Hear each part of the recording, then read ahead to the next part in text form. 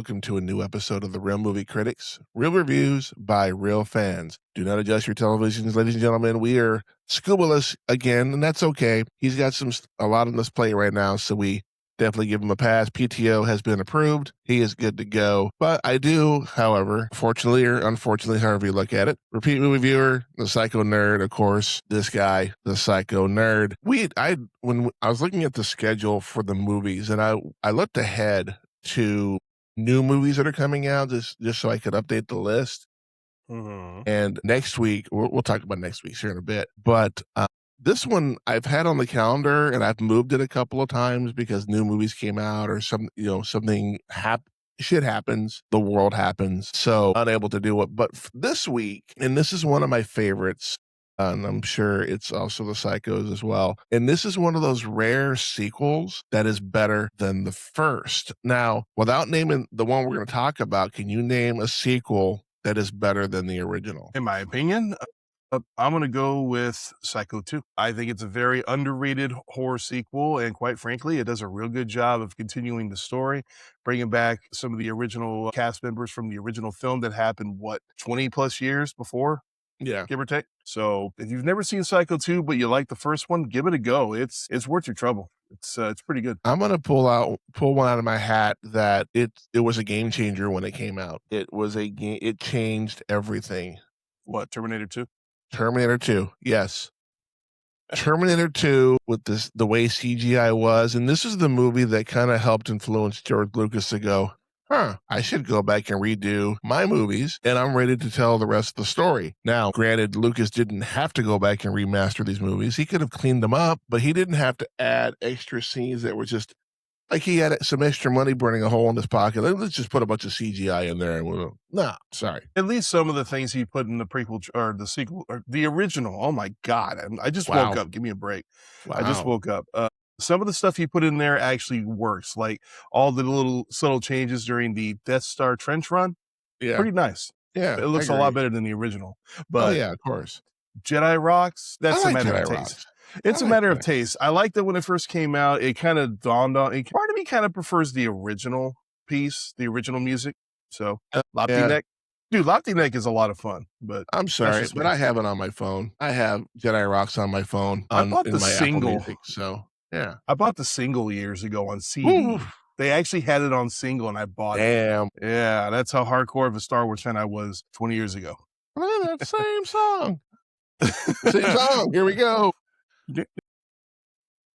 But talking about sequels, we'll be talking today about The Karate Kid Part 2, which premiered June 20th, 1986. That movie turns 40 this year. Damn, 40. We're getting old, man. 40. Directed by John G. Avildsen. With a budget of $12 billion, opening weekend was 12.3, so it made its money back. Box office total was $115 million, so successful. Great movie. Our starting cast. We have Ralph Macchio returning as Daniel LaRusso. Pat Morita also returning as Mr. Miyagi. Love Mr. Miyagi. Tamlin Tomita as Kumiko. Kumiko, God, how could you not fall in love with that girl? Seriously, she is fucking beautiful. Doesn't quite pick up on the American humor that Daniel throws at her, but neither here or there. We have Yuji Okamoto, and I'm going to butcher these names. I apologize ahead, and I do that with our wrestling ones when they have Asian wrestlers. I'm going to butcher them. But that's fine. At least I have a disclaimer. But again, Yuji Okamoto as Chozen. Oh, fuck. What a douchebag. What a douche. I could put him up there with like one of the top 5 villains in movies because you can't put Sato on there. Sato was kind of torn, and you see it in the movie. He's kind of torn between the good and the bad, but he's been bad for so long that he doesn't know how to go back to the good, and that tragedy that happens in the village kind of changes all that. Yeah. Speaking of Sato, we have Danny Komokona as Sato, Mr. Miyagi's old friend. And finally, Nobu McCarthy as Yukie, Mr. Miyagi's love interest. Hey, Yukie was cute. She was kind of cute back then. Now, fun facts for this movie. Even though the movie mostly takes place in Okinawa, it was actually filmed in Oahu, Hawaii. That makes sense. Yeah, okay. The blood on the hands of Kreese in the parking lot scene were real. What? It was real. He really got cut up hitting the glass. So the blood you're seeing on his hand is legit his. Dude. And he still has the scars from the incident, which is funny because in the third one, they talk about the scars very briefly, but they talk about it. Yeah, make his knuckles bleed. I like that, Johnny. God. Yeah, we'll talk. Lord, Yeah. crazy motherfucker. Production on part 2 started 10 days after the first one was released in theaters. So they knew they had a hit and they were going to capitalize. And this 2 came out literally 2 years after the first one, because the first one came out in 84. I remember watching the first Karate Kid on VHS in a classroom, and there's a little bit of profanity in that movie. But this is the 80s where, like, fuck it, profanity. Well, he says bullshit, so it's not really a lot of. Yeah, but it was just random. It was him being angry, so you can understand that. Karate Kid Part 2 actually made more money than the original one did at the box office, so it was more successful. But that may come into play when it comes to the Rotten Tomato scores. We'll get to that later. Yeah, we'll get there. The opening scene after the tournament was actually in the script for the original, but they never filmed that scene until the sequel.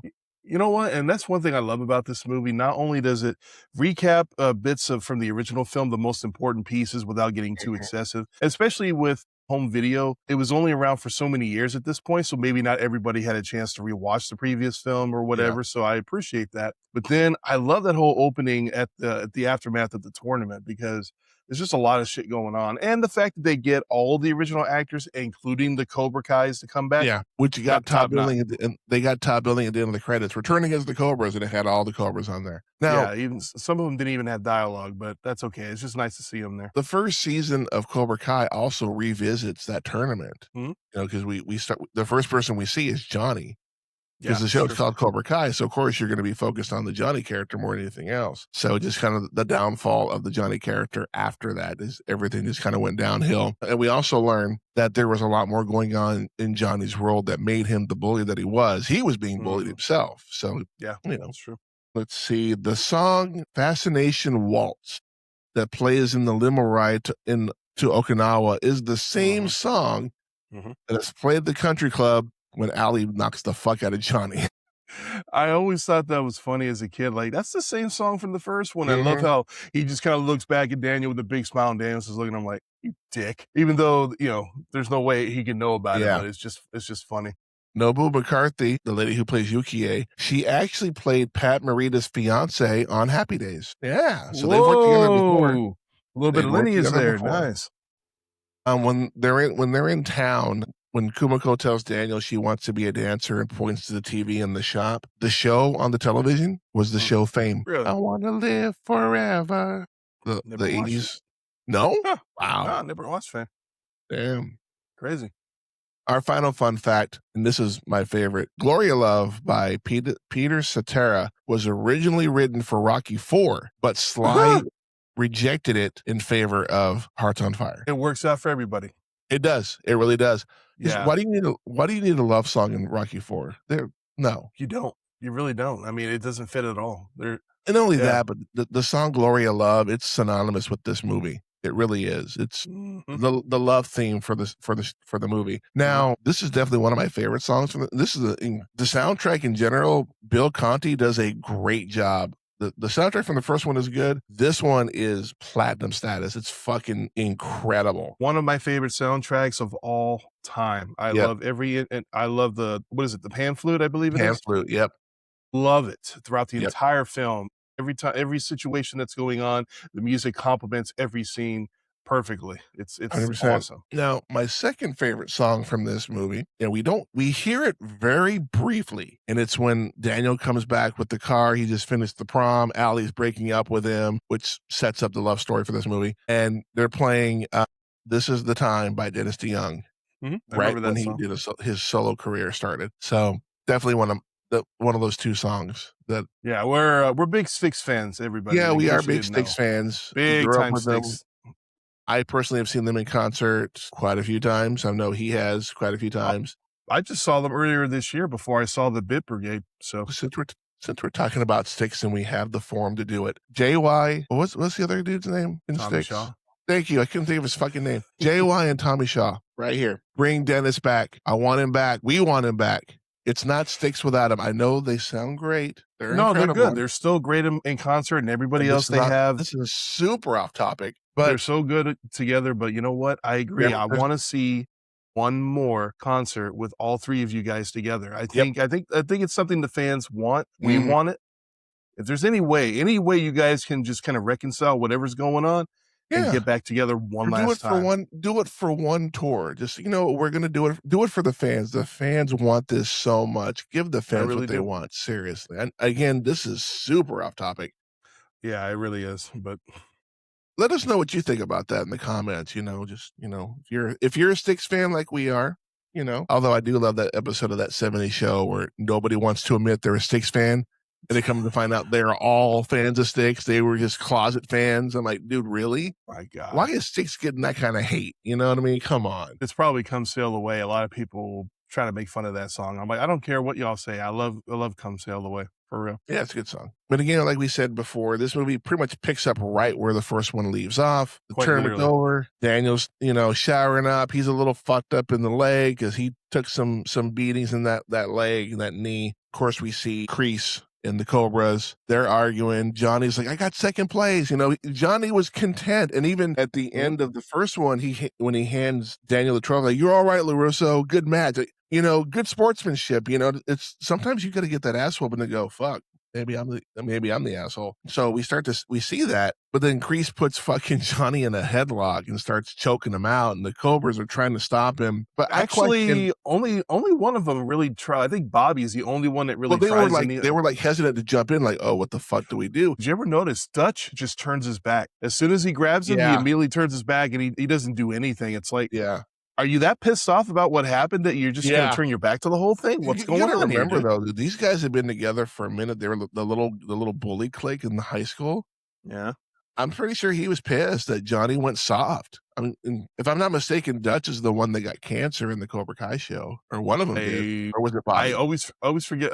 I don't think it was Bobby. I think it was either Dutch or the one that got slapped across the face. He was like, "Oh yeah, Mr. Miyagi's right. Let him go." Bam! I always forget all their names, but then Miyagi, or not Miyagi, let him go, and then Kreese, and I can't even repeat the word he said because I thought they cut it out when I was watching. I'm like, did they cut it out of the fucking digital copy?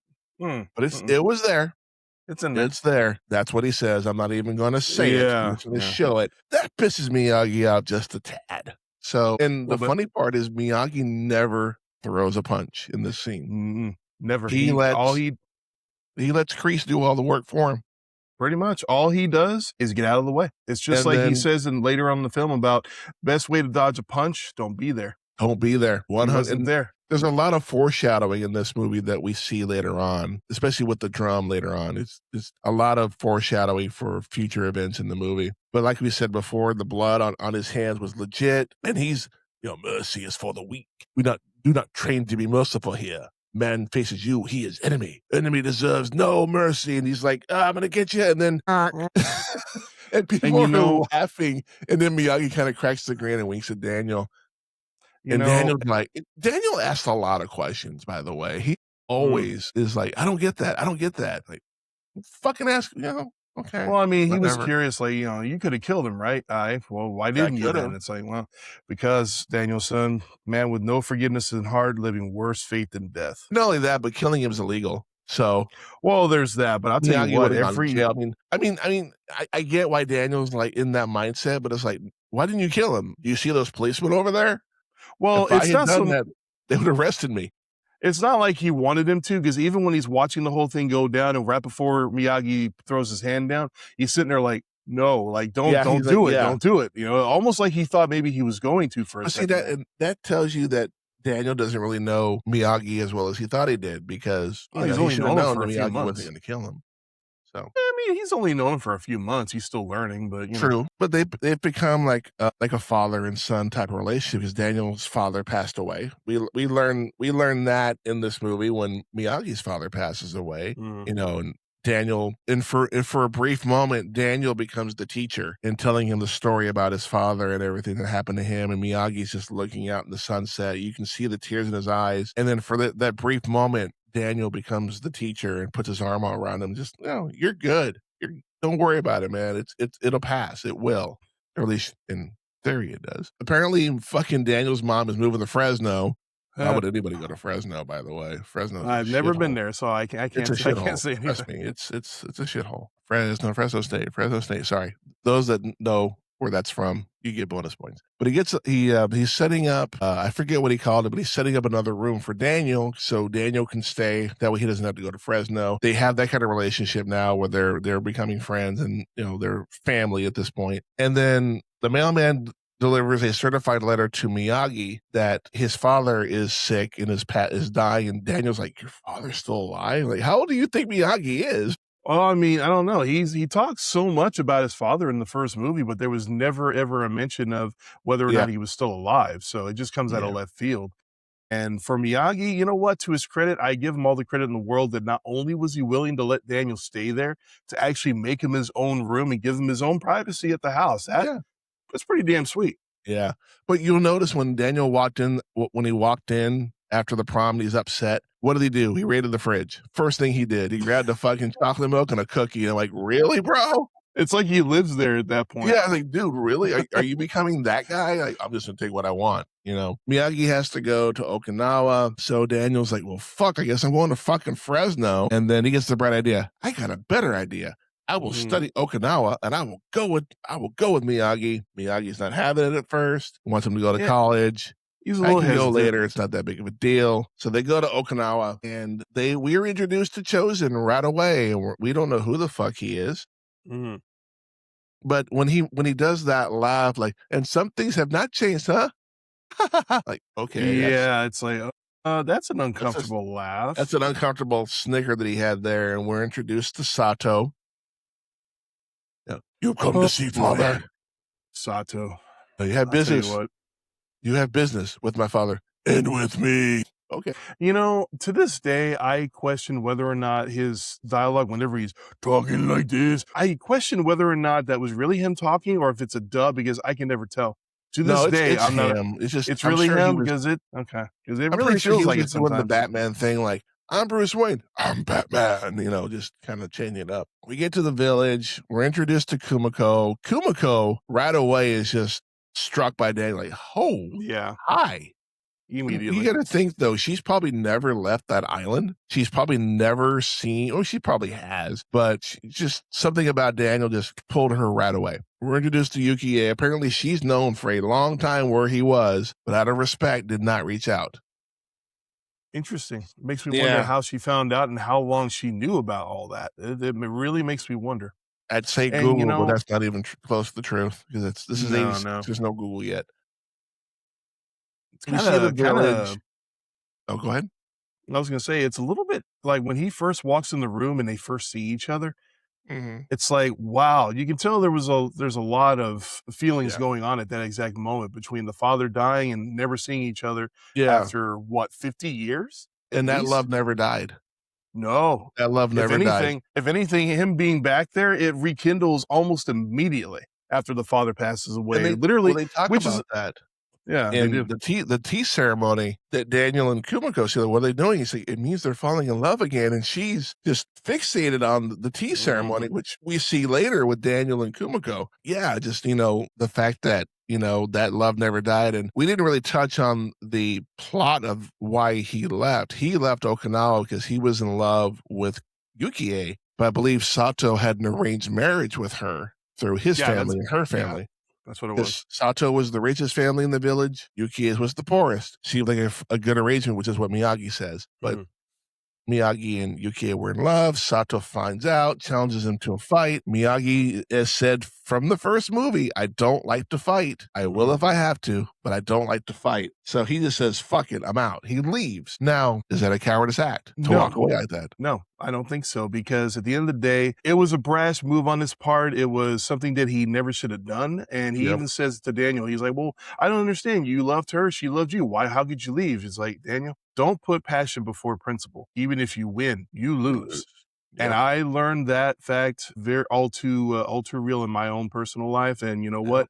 I should have listened to Mr. Miyagi. I should have listened, but I didn't. That's on me. But you know what? I don't think it is, because at the end of the day, we find out on the plane going to Okinawa that there's no referee during a fight. If they'd have fought, it would have been to the death. Yep. So we're introduced to that right away. Yeah. So it's like, well, I don't want to fight my best friend and potentially kill my best friend or be killed by my best friend over the woman I love. So cowardice, I don't think so, but brash, maybe. Yeah. But then again, Yukie later on talks about how, I wish you could have taken me with you. And I'm like, that would have been just salt in the wound at that point. That would have caused a whole lot of shit. So I think him leaving alone served a better purpose. But I do love on the plane, Daniel's like, so if you had fought, who's the winner? Man who's not alive loses. Like, what? Okay. Yeah, and he says it so nonchalant, like it's no big deal. And even at the end of the movie, we had the big fight. Daniel-san, this no tournament. This for real. And Daniel's like, oh, shit. Okay. Crap. And I know we're jumping around, but Daniel was getting his ass kicked, by the way. Daniel was getting his ass whooped. He was no match for Chozen. He held his own here and there. He held actually his gave him own, a couple but of good shots. But he was just the more experienced. That's what it was. Yeah, it came down to experience. But when you're the heel, when you're the bad guy, and the good guy, and the crowd is cheering for the good guy, it's like, let's do the drum. Let's do the drum. Let's do the drum. Which I love how right when they're doing the drums, Chosen's like, what the fuck? And then Daniel looks at freaking Kumiko, and she looks up with this fucking black eye. Oh. And she just looks at him. He's like yeah, it's it finally hits him. He finally understands it at that point. And then that's when he just live or die, man. I'll never forget. Live or die, man. Put some Americana on that. I'll never forget. I actually showed it to Kevin a couple of years ago, I think it was. And his reaction when Kumiko is trying to choke him to get him off of Daniel long enough to do what's going on. Yeah. And he clocks her. As soon as he clocks her, Kevin's reaction was, dude, like real loud, like, dude, what the hell? And I was like, you know what? I was like, son, I'm glad you had that reaction. That is the appropriate reaction, because that is messed up 100%. What he just did right now. And he just hit her right in the face. We talked about this right before we hit record, is that Chozen did not pull his punch. He clocked Yukie hard, or Kumiko. I get them mixed up. He fucking clocked Kumiko really hard, and she's just the stunt double hit hard. And then Daniel just real quick gets in the fighting stance, and Chozen's like got that grin, like, yeah, I just fucking knocked her the fuck out. Now I'm gonna kill you. One of those things. Not only that, but he's been wanting to fight him since he met him, because he threw the first punch, so to speak. When they first meet and they shake hands, immediately he's putting on the death grip on his hand. It's like, dude, just because you find out he knows karate, you have to be a douche about it? What the hell? It's funny, because you can't help but wonder if Miyagi knew, because he's just sitting in the back seat, whatever. And then whenever, it's like nothing bothers Miyagi. You never see him rattled. And it's annoying, but it's also comforting at the same time. Not until you get to the end of the film. Once Sato is threatening to destroy the village if he doesn't get what he wants, finally, the look in Miyagi's eyes, it's like, I can't believe you are. It's like, are you that evil to the core that you're willing to destroy this entire village just to get to me? Are you that vengeful? But it's like, yeah, he is, because that's all he wants. Straight up, he's waiting. But here's my thing, though. If that fight had happened and Miyagi won, I think the storm in its own way was a godsend, because we didn't need to see them fighting each other. I do love Miyagi. Now you come to fight when I'm helpless. Like, dude, really? Are you going to be that? Are you going to be that one-sided about this thing? Now whole village see this is only way you can win. And then you see Miyagi. He sits there and he's like, you can tell he's a little annoyed. And he's like, I could totally hit him. It's like freaking Hawkeye from Avengers Age of Ultron. I could totally hit him. Nobody would see it. I could totally do it. But Miyagi just kind of, and then bam, and then hits the board. It splits in two. They are able to get Sato, and we see. I know we're jumping everywhere. Fuck. We're just talking about our favorite parts of the movie. But this is pretty much where everything changes. This is where everything changes, because they're helping people. Sato is in his Chozen, like, I think he's dead. He's dead. Oh my God. And he just walks away real quick. They get him out. I don't think Chozen really gave a fuck. You know what I mean? No, I think he was just freaking out at the time. He didn't know what was going on. But Daniel's helping the girl on the ledge, or not the ledge, but the ringing the bell to let people know, hey, shit's coming. So he's up there helping her. They get back to the bunker, and then Sato's looking at Chozen going, help him. And you hear the girl scream again, help him. I cannot help him. I cannot. And he walks away. And then the look on Sato's face is the realization that, oh my fucking God. What have I done? What have I created? What have I created? Granted, that changes later in the Cobra Kai show. And if you haven't watched the Cobra Kai show, you should fucking watch it. It's really good. It's a great show. It's a great show. And I think it's season 2 or season 3 where we get a lot of the older characters from the original 3 movies in this. Daniel's, able to get the girl. He's trying to run back and he falls. Sato goes out and helps him. And Sato picks up the girl and Daniel and him have that exchange. And Daniel's like, thank you, thank you. And you see Miyagi like, yeah. Miyagi's come on, let's go. He's got his best friend back. He's super fucking happy. And then, the stipulation for the fight was no matter who won, that the deeds of the villages returned to the people of Okinawa or to Kobe Village. That's what it was called. Fight doesn't happen. The fucking villages just ran all over the place. Sato shows up, offers to help rebuild, and then hands Miyagi the deed and goes, here's the deed of the village. Forgive me. And then Miyagi, Sato, nothing to forgive. I'm like, I wish I had that kind of patience. I really do. I really do wish I had that kind of patience because I wouldn't have as much gray hair. I wouldn't have these fucking bags under my fucking eyes. You know what I mean? I wish I had that level of patience. That's but you know what? Jedi master level shit right there. Yeah, it's a testament to just the kind of person Miyagi is that he's been through shit. We learned in the first movie he went through a lot of bad things, and I feel like that kind of helped shape him to what he is now, where he tries not to let things get to him because he knows it's just not worth it half the time. And in this situation, it's like he got his best friend back. He's got the deed to the village. And he's got his girl. He got his girl. Why be a dick about it? It's like, you know what? He's on top of the world right now. What more do you need? But I will say this, when he breaks the board that's across Sato, that is a nice little nod to when they first get to Okinawa and they see a picture of his dojo on the wall. Yes. Hey, is that him? Can you break a log like that? Don't know. Never been attacked by a tree. Miyagi is so humble. And he's like, yeah, I totally could do it. I just choose not to, but it's like, yeah, I don't know. Never been had a tree attacked me before. But then we have that scene earlier in the film when he actually goes to visit Sato in an effort to try to talk some sense into him. And apparently there's a board that they found together on the beach when they were little kids that he is like trying to break or whatever, but it's not working. But that's a very important scene when he's trying to reach out to him. And Sato, you touched on this earlier. He's trying to reach out to him. Sato is not hearing it. But when he walks away, Miyagi's like, what has happened to you? And he stops and Sato just, for like a brief second, you almost see, the struggle in him. Like, you know what? Yeah.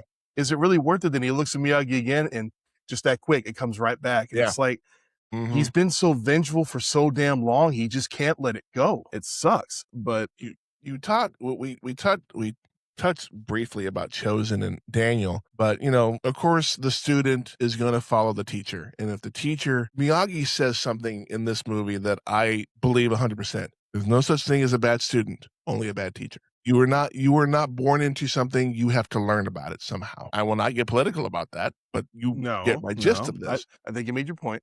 Now that being said, again, I don't like to get political, so that's it. But the interaction between Sato and Miyagi is this far apart. Miyagi, I will not fight you. It's very, very far apart. On the other hand, Chozen and Daniel, Chozen is up in his fucking grill. Like, fuck you. I don't like you. You're a piece of shit. Probably because he's American. Whatever. It is what it is. But the first time that Daniel actually realizes, holy fuck, this is real, is when they're on the bridge and Yukie is showing him the drum.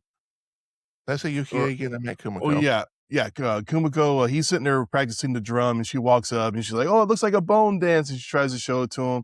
Chozen shows up and immediately starts giving him shit. But this happens after Daniel inadvertently humiliates Chozen and makes him look bad because they're doing this whole thing where they're giving people money for their produce and whatnot. That's right. They're using like fake weights or whatever the hell. And he picks one up and he's like, what the hell is this? And snaps it in half immediately. And everyone gets all pissed off. And he's like, talk later when you're not busy. Drops it. It's like a little bit of that American arrogance right there. So Chozen's like, motherfucker. Little bit. My reaction would have been like, my bad. Oops. Talk to you later. You know what, bro? My fault. Didn't know y'all were cheating the people. Sorry. But yeah, freaking Chozen pushes Yukie and Daniel real quick. Hey, what are you doing? And then we get that first hit. You insult my honor again, and I kill you. And Yukie, Kumiko gets God pissed. damn it, Kumiko is pissed. So she grabs a tomato and throws it at Chozen's back, and he looks around and he just rips the shirt off. And he goes, "You keep it for your collection." So apparently she's done this before, where she's ruined a shirt. Maybe. And she's like, I know you like him. And it's one of those things where maybe Chozen liked, you see me trying to get the right name out, seeing Kumiko trying to get her, probably trying to pursue her. And she's like, nope. So there's probably that the bad guy can't have, he's a fucking Biff is what he is. He's fucking Biff, 100%. He's just a dick. It's possible. Well, we do find out later in the Cobra Kai show, this is kind of a spoiler here, but with everything we're doing is spoilers. We find out that he is actually trying to pursue her in his later portion of his life. So it makes sense that maybe there was something there that he was interested from the get-go, but because of the way he acts, it completely turned her off. Yeah, agreed. So she's not having any of it. Yeah. And so I think this is pretty much the beginning of the courtship between Kumiko and Daniel. This is pretty much the beginning. He went to defend her and he got his ass whooped for it. And then she was pretty much like, I'm not a damsel in distress. Take that, motherfucker. I do want to talk about the bar scene. Oh, we have to talk about the bar scene. I love that scene. We have to talk about the bar. Now, I want to say something here. Daniel doesn't know when to stop fucking talking. Because when the second dude does it and he's like, oh my God, and he's like, it doesn't matter. You got to be strong here. Not here. It doesn't make. And then the dude hears him going, can you do better, big mouth? Can you do better? I'm like, dude, if you just shut the fuck up, none of this would have went down. I agree. No, he's like, can you do better? Then Chozen comes out of nowhere. We're going to make a bet 3-1 odds. And Daniel's like, I'm not doing it. You have choice. Broken ice or broken neck. And then you hear the guy who went prior. He's going to break all 3, right? Wrong. All 6. And I'm like, bro. Damn. Miyagi shows up.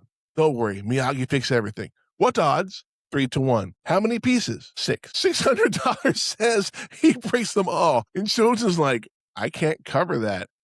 And then Sato, you are covered. Now we have bet.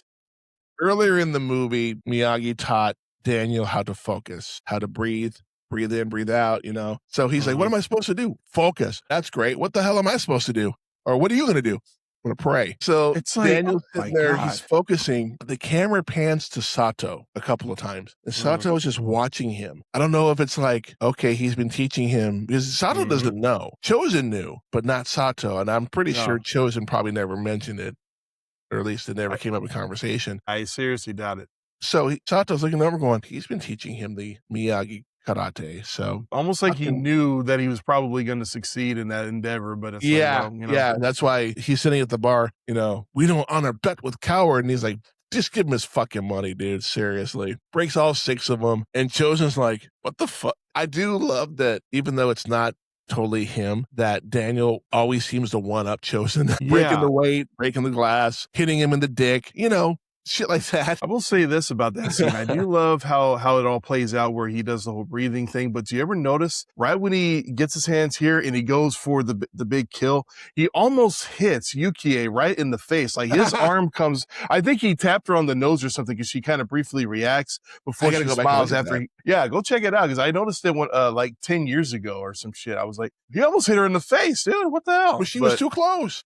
They were standing right behind him, so it's like, makes me wonder how many takes it took. Yeah. But here's something interesting that I learned recently. You remember when they're on the street, Kumiko and Daniel, when they're looking, you talked about they're watching the TV and whatnot, and that random guy pops up, come to the dance tonight. Oh, bring your friend. He's a famous actor. He is. B.D. Wong. You'll remember him as the scientist from Jurassic Park. When he's sitting there holding the new baby and he's like, what species is this? Velociraptor. You bred raptors? Yeah. So he's been prominent in the Jurassic Park films. I didn't know that was him. I only learned that recently, and it's like, dude, okay, random, but that works. That's cool.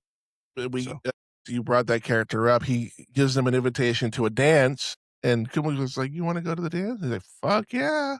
Yeah, sure. Why not? She picks him up. They go to the dance. He's a little rattled over what happened earlier. He's still a little pissed off. They dance. Her being a trained dancer and him, practicing with his mom, a match made in heaven there. Yeah, pretty much. They sit down, they're talking. She's like, "Are you feeling better?" Oh, I'm so much better. And then Daniel decides to grow a pair of balls and go, "Hey, just have a quick question for you. Are you taken? Are you betrothed or whatever?" That's an old custom. I'm not, no. And she's like, "What about you?" And he's like, "Oh, I'm a free agent." But this free agent, again, he's throwing the American humor at her and she's not, and it's so adorable. It's super adorable. It's cute. It's really cute. We should take this on the road. But we are on the road. Like, you can excuse that because she doesn't know any better. No. Then here comes Chozen again. Oh, no, I don't want not any trouble. again. I don't want any trouble. Maybe trouble looking for you. But what do you want? My money. So they beat him up again. They've got Kumiko wrapped up. Oh, don't worry about little date, huh? We'll take you home. And we're gonna flash back to when Daniel's getting ready and he's talking about the rag. And he's like, he's like, "Drop the rag. This old rag." He drops it. He goes, "What do I see?" And then he mimics like he's him the dig. He goes, "Oh, primary target," and he puts the rag in his pocket. Mhm. So when Chozen smacks Daniel's chest with the wallet, it hits the ground. I remember watching this the first time going, is he going to hit him in the dick? Is it going to happen? And you see Daniel looking, there's a straight shot of Chozen's crotch and then Kumiko, trying to get away. And then Daniel gives it 100%, just fucking uppercuts him right in the dick. Kumiko stomps the dude on his foot. He hits the other guy, grabs the cash, but has to say thank you as he's walking out the door. They roll the fuck out. I'm sorry. That is one of my favorite scenes. It is, but there is one thing about that scene that even as a kid, I never understood. Why is Daniel carrying that money around with him? Yes. Why would you care? He gave him what, like $1,200 that he won from that bet? Like a lot. And this is 1980s money, by the way, ladies and gentlemen. Yeah. $1,200 in 1980 bought you a house and a car with change. So it's like, why would you carry that on you, dude? You were just asking for trouble. Mm-hmm. But would have been funnier if he grabbed the wallet. Where's my money? I put it away, dipshit. I mean, what do you think I put it? I put it in the bank where it belongs. It's up my ass where it belongs. You still want it? But no, but okay, that scene, that's gross. But that scene there pretty much is Daniel shooting his shot. Like, well, and then he grabbing her hand, they're holding hands right as fucking Chozen. And Chozen is such a cock blocker. Like, Chozen, you're a dick. And again, we've skipped around after the village. At this point, it leads into one of my favorite scenes of the movie where Daniel's alone in his room. He's going to bed. Sato shows up. At this point, after Miyagi's father dies, Sato gives him a couple of days to mourn. 3 days to mourn. 3 days to mourn. The 3 days are over before he goes to the dance. Chozen comes in to try to, I've been sent to get you. Tell your father I'm a farmer, not a fighter. They destroy all their crops, assholes. So he's getting ready for bed. Sato shows up with Chozen and the goons. They take Daniel. It's like, hey, where's Miyagi? He's not here. I don't know. I know where he is. Leave message for me. Oh, fuck. Chozen proceeds to destroy portions of the Miyagi family dojo and then takes a spear and starts threatening Daniel with it. Gives him the spear in good faith, I suppose, whatever. No, he wanted him to fight him. He did. Sure. He did, but he fails miserably. And then he proceeds to take the spear and tries to kill him. Like, he's not messing around. He literally is choking him. He's going to kill him. There's no doubt about it. And if Miyagi hadn't shown up when he did, Daniel would be dead at this point. That's a fact. And I love the exchange. Uncle, problem with Miyagi, not with the boy.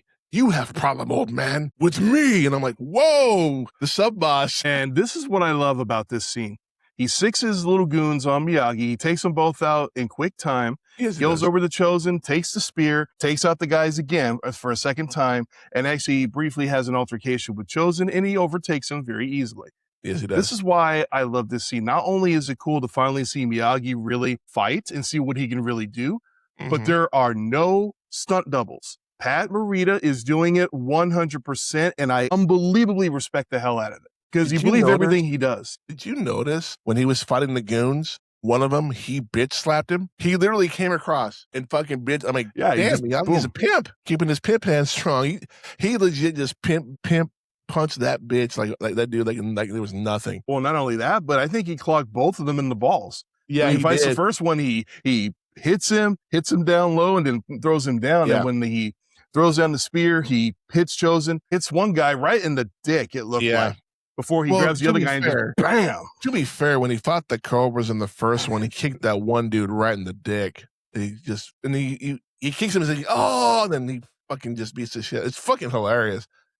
It kind of is, but Miyagi's got Chozen on the ground with the spear, and Chozen's like, oh, shit. And then Miyagi breaks the spear, throws him on the ground, and then immediately back to the act of coward. And I'm like, oh, you got to be kidding me, man. Yeah, but I'll tell you what, the look in Miyagi's eyes, man, he was pissed. He was like a Yeah. father protecting his own son, like we touched on earlier. It's Yep. like he doesn't take it lightly at all. For a brief moment, he wanted to do it, but it's like, He did.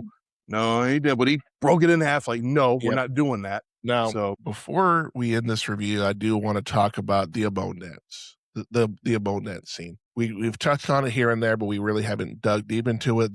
Daniel pretty much says, hey, can we do the abode in the castle? That's where it belongs. And then Sato's like, your student become my teacher. Announces that from here on out, it'll be held there. They're happy. The one condition is Daniel has to dance with them. Like, yeah, okay, sure, I can do why that. not? Yeah. Everybody's dancing, having a good old time. Kumiko is doing her little solo dance, and she's fucking terrified. I'm scared. Like, nah, you got this.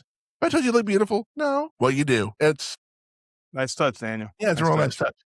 So she's doing her thing. The camera pans off to the back, and you see this figure dressed in black and yellow. And Daniel's like, "Behind you!" And Kumiko's like, "What?" Like super. Yeah, she doesn't slow react motion, quick like- enough, but you know. And then this was my first introduction to a butterfly knife. Was this movie? He That's fair. pulls out the butterfly knife, grabs her, and then there's the exchange. What are you doing? Your student has taken my honor. Like, this is not going to give it back either. In their eyes, it will. In their eyes, it will. And then Daniel, ever the diplomat. Well, whatever happened, I apologize. He's trying to talk himself out of a fight, which is fine. That's Well, I mean, Kumiko's in danger, and all he can think of, I don't want her to get hurt. So it's like, hey, Yeah. whatever the hell happened, dude. We're good. But Yeah. no, it ain't gonna work it doesn't work that way. So Chozen tells him, cross the bridge, throw the bridge over. That way nobody can. But then again, that gap was not very far. Miyagi could have jumped over there and whooped ass. Probably. And then Daniel's like, okay, the bridge is gone. What do you want now? No. Now we fight to death. Does the butterfly knife, throws it away, shoves Kumiko out of the way, and then they start fighting. Excuse me. Daniel almost falls off the ledge, and he's like, oh, shit. And then Kumiko wraps that scarf around his neck, and she is choking, and you see her face. She is pissed. She is bad. This is years of frustration finally coming out. And then Chozen gets the thing off of her, doesn't even hesitate. Wham! To this day, that scene's hard to watch because I can't stand that shit. That really thud at the end when she hits the ground. I mean, I'm legit like, dude, why did you do that? She had no part. She used him, or he used her to get Daniel. He's not stupid. He knew that there was something there. Yeah, absolutely. They have their fight. We'll die on this hill. Daniel would have lost this match, would have died had there not been everybody else there. It'd been just the two of them. Chozen would have killed him. I will die on that hill. I mean, like I said, he held his own for a while, but there towards the end, Chozen had him. You hear Daniel going, oh, God. He's digging. And pretty worse for wear at that point. Yeah. And then Miyagi just grabs the drum, just starts. Then everybody starts pulling him, and you see Miyagi doing it like this, like, oh, we're gonna, okay. Chozen kind of looks over at the crowd, and then the music gets real dramatic where Kumiko looks up, and Daniel's like, okay. He spent the whole movie trying to work with the drum and try to figure it out, and at that moment, I think he finally understands what exactly is he's supposed to do. Not only that, but the thing that Miyagi did at the fishing cannery with the thing that came down, it was the same thing. It was the same. Everything had the same movement. We had the wax on, wax off, paint the fence. Everything had a movement of some sort, and it's a new way to teach said moveset. So yeah, fucking Daniel just right, left. And Chozen's trying to get punches in. He just beat the fuck up, falls to his knees. Daniel grabs him by the back of the head. Live or die, man. Die. Wrong. Heck. And Kumiko and Daniel embrace. I'm surprised she wasn't crying, because that's traumatic. Yeah. To have a knife at your throat the way he did. It was right by her jugular. One little slip and she was done. Like, he knew where to attack her. Like, he knew exactly where to hit us, a little Star Trek 2 there. Yeah. And then Miyagi, like in the first one, is sitting there and nice little wink, and then that's it. Fade to black, and that's it. That's all you need at that point. There's no sense to go any further. This will be a debate for another time, but with everything that happened in this movie, they just shit carted all of it in the third one. The third one arguably is the worst one, and I will arguably. I think that honor goes to the next Karate Kid with. No, I'm talking about the original 3. Oh, there's no doubt, because the first one is a classic. 3 first is one's a classic. watchable. Yeah, it's watchable. But Daniel does we're not talking about this movie, obviously. We're just kind of touching base. Daniel makes a lot of dumb decisions in the third one. Like, did he not does. learn anything from the previous encounters? We should do that one down the road and do a deep dive because there's a lot of things going on with that movie that I didn't really think about. But after watching Cobra Kai and going back and rewatching that movie, it's like there's more going on in this film that I never paid attention to when I was a kid. And now with the 100%. show, it actually, a lot of things come full circle. And we get a really interestingly over the top villain in, what the hell's his name? The long hair. Silver? What the fuck? Silver. Silver? Yeah, there you go. Yeah, he's a great villain. Oh, yeah. He's 100%. Yeah, I liked him. so over the top, but so fun to watch at the same time. All I'm saying is that after everything that happened between Kumiko and Daniel, they should have been together. I'm sorry, they could have made it work. I'm sorry, he put his life on the line for her. That's just lazy writing. And it is. That's my one nitpick is that he should have been with Kumiko. Kumiko and Daniel should have been together. I'm just saying. I agree. Now, we're going to move on to the Rotten Tomatoes portion of the show. The scores may shock you. Now, we said earlier that the second one was the more successful of the two. We're not even talking about the third one. So, the critic score for this movie, what do you think that percentage is? Fortunately, I don't have to guess. Years ago, I saw the Rotten Tomatoes scores You cheated. Okay. No, this is years ago, but it always stood out to me because as much as I love this movie and it's considered a very beloved film from my childhood, I cannot believe that the scores are what they are. I don't remember the exact numbers. I want to say the critic score was like 49 or some bullshit. It was fucking low. It's low. And I'm like, but the tomato meter or the popcorn meter, I should say, isn't really much better. It's somewhere in the 50 percentile, and I'm just like 52%. What the hell? Now, and to paint a better picture here, I have the first movie's Rotten Tomato scores in front of me. Oh, cool. The tomato meter is 81%, so it's almost double the first one. The popcorn meter is 83%. I don't understand how this is by far the superior movie in this trilogy. It is the superior movie. What movie were they watching? I have no clue. Maybe they just don't like sequels or something. This movie had hands down better than the first one and sure as fuck better than the third. But again, here at the Real Movie Critics, we don't give a shit about Rotten Tomatoes, although in this case we kind of do. We want to know what we thought about it, and we bring a unique theme to the show. So we don't give stars. Anybody can get a fucking gold star. We don't give gold stars here. We give something that pertains to the movie. I thought long and hard about this one, and it made sense at the end of the day. So 1 out of 5 karate drums. I was going to say it has to be the drums. It has to be the drums. My score is on here. There's nothing that you can say that's going to change my score. This movie is fucking phenomenal. I have a feeling I know what your score is going to be. But at the end of the day, what do you give this show or this movie? I give it a 4. What? I'm kidding. I'm kidding. That's a straight 5 all across the board.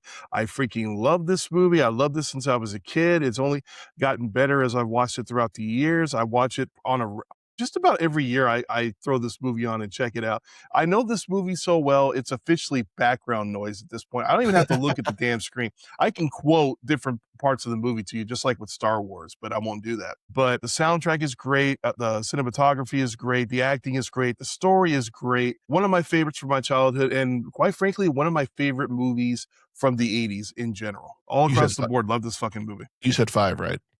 I said 5. Absolutely. Said 5. Okay. If I hadn't given my golden already, it would have gone to this, but I already used it. So I think next year we should have a bag of golden 5s because we haven't even given a shit 1 yet either. We haven't gone down that road yet. I have to agree. This movie is flawless. It's perfect. It's perfect down to the last minute detail. I love that. I need to watch that show because I have Amazon Prime now. So I need to go watch that show and maybe we can review it because there's or we can do it season by season.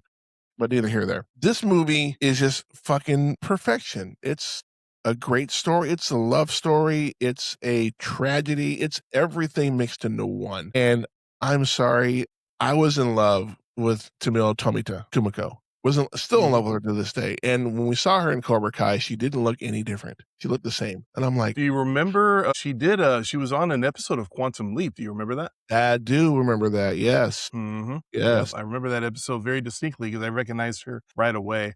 One other thing I forgot to mention, that goes into my enjoyment of the movie is that, yes, Daniel is still the main character for the most part, but this movie more focuses on Miyagi. There we get a lot more backstory with him, a lot more interesting story going on with him in his past and with the Ukie and whatnot. Yeah.